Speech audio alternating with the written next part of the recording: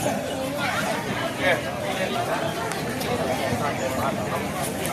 าพระเจ้าขอพระราชทานพระราชานุญาตนำมวลประสงค์นิกรที่รวมกันอยู่ณที่แห่งนี้กล่าวถวายราชสุนทรีและน้อมรำลึกในพระมหากรุณาธิคุณ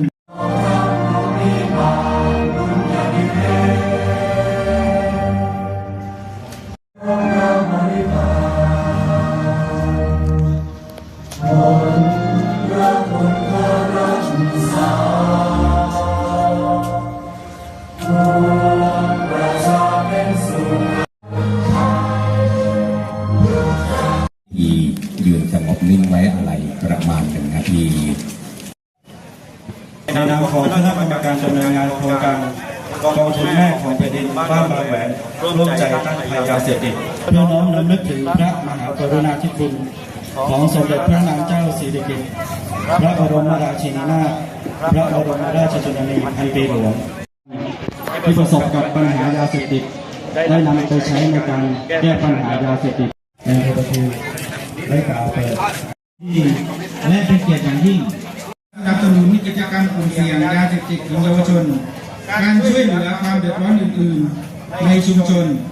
โดยร่วมกันสร้างชุมชนเข้มแข็งปลอดภัยจากยาเสพติดยั่งยืนด้วยพลังความสามัคคีของชาวบ้านและร่วมกันตั้งปณิธานที่จะร่วมใจร่วมพลังมุ่งแก้ไขปัญหายาเสพติด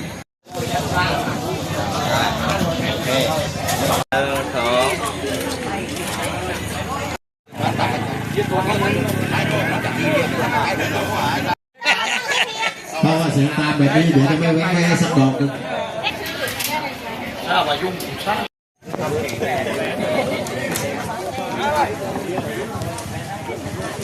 ดูนะสายตาตอนนี้โดนยางยังนำทีวีประมาณ1 ชั่วโมงแต่ว่าแต่จะผลไม่ยอมเลยไม่ยอมเลย